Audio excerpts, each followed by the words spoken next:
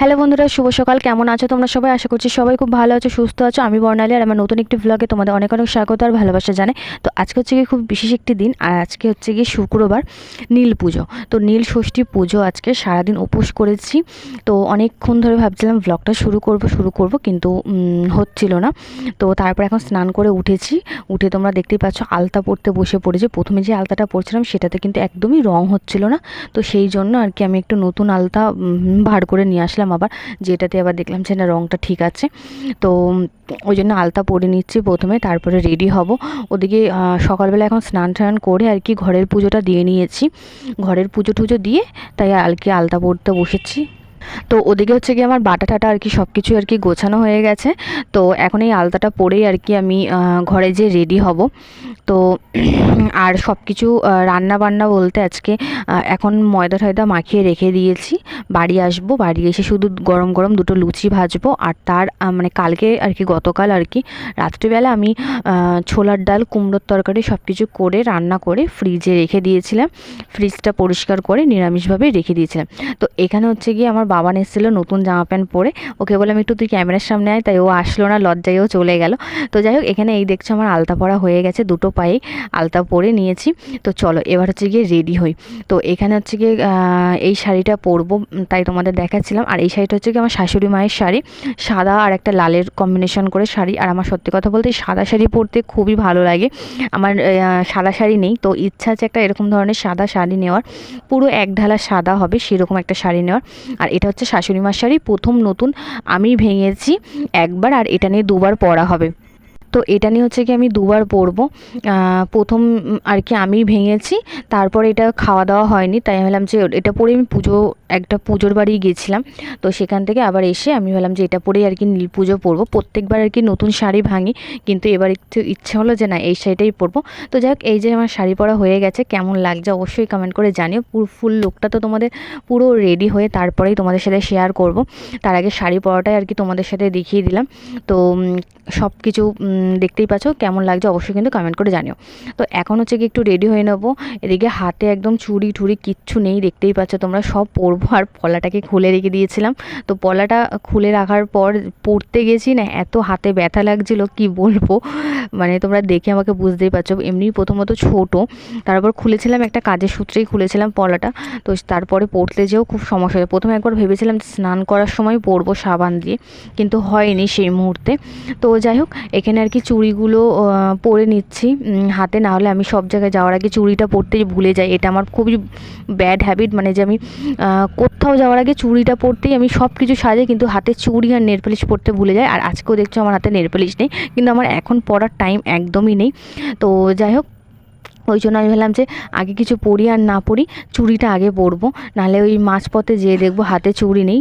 তো যাই হোক, এখন হচ্ছে গিয়ে কানের ঠানেরগুলো পরে নেবো। আর খুবই সিম্পল লুক, দেখতেই পাচ্ছ। তো এখন হচ্ছে মঙ্গলসূত্রটা পরে নিয়েছি। তো এইবার হচ্ছে গিয়ে মাথা টাথা আঁচড়ে নিই, তারপরে চলো রেডি হয়ে নিই, তারপরে তোমাদেরকে আবার দেখাচ্ছি কেমন।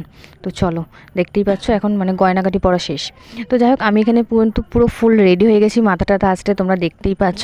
এখন শুধু একটা জিনিস বাকি, যেটা হচ্ছে গিয়ে সিঁদুরটা না পরলে তো পুরো ইনকমপ্লিট আমাদের সাজগুলো। তো সিঁদুরটা পরে নিলেই পুরোপুরি কমপ্লিট হয়ে যাবে। তো এই যে সিঁদুরটা পরে নিলাম, চলো এইবার তোমরা দেখে বলো কেমন লাগছে। আর বেশি কেন, আর কিচ্ছুই বাকি নেই, সবই হয়ে গেছে, দেখতেই পাচ্ছ। তো এবারে হচ্ছে কি ফুল লুকটা তোমাদের দেখাবো। তো এখন বাইরে বেরিয়েছি, চলো তোমাদের ফুল লুকটা একবার তোমাদেরকে দেখিয়ে দিই। আর হচ্ছে গিয়ে দিদিকেও ফোন করেছি, দিদিও যাবে পুজো দিতে, ও রেডি হয়ে গেছে। তো আমরা সবাই রেডি। তো চলো একবার ফুল লুকটা তোমরা দেখে নাও। তো এই হচ্ছে কি আমার পুরো ফুল লুক। যাই হোক, আমার ক্যামেরাম্যান যে ছিল আর কি, অনেক কষ্টে একটা ক্যামেরাম্যান জোগাড় করেছে, কিন্তু তাও সে ক্যামেরা করতে পারেনি, খুবই আবছা এসছে। এটাকে একটুখানি প্লিজ ম্যানেজ করে নিও তোমরা সবাই। তো যাই হোক, একটুখানি তোমরা ম্যানেজ করে নিও প্লিজ। তো দেখে বলো কেমন লাগছে। আর এদিকে হচ্ছে কি আমরা বেরিয়ে গেছি, আর এখন হচ্ছে কি দিদি বাড়ির সামনেই দাঁড়িয়ে রয়েছি, দিদির জন্য অপেক্ষা করছি, দিদি আসার জন্য। আমি আর আমার ননদ, দেখতেই পাচ্ছ। তো তো যাই হোক, আমি এখানে হচ্ছে গিয়ে আমার চুলটা খুলে গেছিলো বলে আমি ঠিকঠাক করে নিলাম আবার। তো এখান থেকে এখন আমরা মানে বেরিয়ে পড়েছি পুজো দেওয়ার পথে। তো ওখানে যে জানি না কতটা কি আর কি ভিডিও করতে পারবো না পারবো, তার কারণ প্রচণ্ড পরিমাণে ভিড় হয়, ওই জন্য জানি না কি করতে পারবো। তো এই দেখো আমরা ফাইনালি পৌঁছে গেছি, আর পৌঁছে এসেই দেখছি এত ভিড়, মানে এইবার যেন খুবই ভিড় হয়েছে। জানি না ভেতরে ভিডিও করতে পারবো কি পারবো না, আর কতটা কি করতে পারবো সবটাই তোমাদের সাথে শেয়ার করব। তো যাই হোক, ওই দিকের শিব পুজোটা তো আমরা দিয়ে দিয়েছি, এখন ভেতরে মন্দিরটাতে এসেছি। আর দেখতেই পাচ্ছ কত সুন্দর শিব পার্বতীর একটা মূর্তি, কত ভালো লাগছে তাই না বলো। তো যাই হোক, এখানে কিন্তু আমি একটা ক্যামেরাম্যান পেয়ে গেছি, তাকে বলেছি ভিডিওটা করে দিতে, সে কিন্তু খুব সুন্দরভাবে আমাকে ভিডিওটা করে দিয়েছে, আর আমার খুব পছন্দ হয়েছে।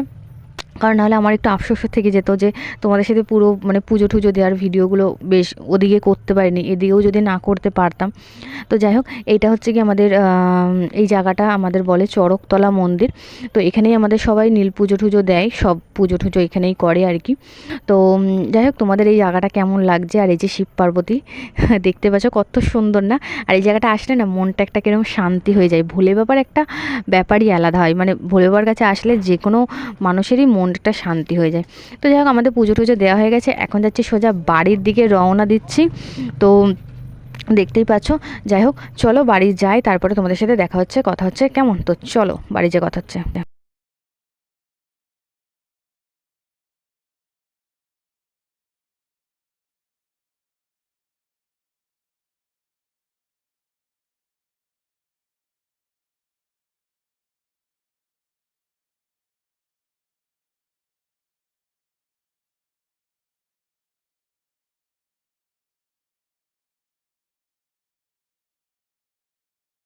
বাড়িতে এসে বেশ খানিকক্ষণ বসে একটু রেস্ট নিয়ে এখন হচ্ছে গিয়ে ছোলার ডালটা বার করে নিচ্ছি।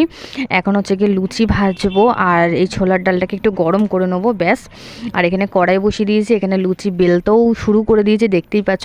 প্রথমে তো আমার লুচিগুলো একদমই গোল গোল হয় না, কিন্তু যদিও বা মানে টেরা বেঁকা লুচি যাই বেলি না কেন, আমি একটা জিনিস দেখেছি, আমার লুচি বেশ সুন্দর আর কি ফোলে আর নরম হয়, যাই বেলি না কেন। কিন্তু প্রথম প্রথম না বেশ 5-6টা বেলবো, তখন কিন্তু আমার লুচি একদমই গোল হয় না, তারপরে আস্তে আস্তে গোল হতে লাগে। তো যাই হোক, এখানে দেখতেই পাচ্ছ লুচিগুলো কি সুন্দর ফুলছে। তো চলো লুচিটা করে নিই। তো এখানে লুচি টুচি নিয়ে আমরা এখন বসে পড়েছি 3 জনা। প্রথমত তোমাদের দাদাভাই প্রথমে বলছিল খাবে না, তারপরে যাই হোক কী মনে হলো খাবে বললো। তো এখানে দিদিকেও ডেকে নিলাম যে দিদি একটু খেয়ে যা, দিদির শরীরটা খারাপ। তো বললাম যে তোর আর করতে হবে না, তুই এখানে চলে আয়, তাই ও চলে আসলো। তো এখন আমরা লুচি টুচি খাওয়া দাওয়া করবো। আর আজকের ভিডিওটা কেমন লাগলো অবশ্যই কমেন্ট করে জানিও। দেখাবে নতুন একটা ভিডিওর সাথে। শুধু আমরা খাবো তা কখনো হয় না, আমার মন্টু সোনাকেও কিন্তু আমরা দিচ্ছি, ও কিন্তু লুচির ভক্ত, রুটি খায় না, লুচির ভক্ত। তো তোমরা সেটা সবাই জানো। তো যাই হোক চলো, দেখা হবে নতুন একটা ভিডিওর সাথে। তো তুমি সবাই খুব ভালো থেকো, সুস্থ থেকো। আজকের মতো টাটা, বাই বাই।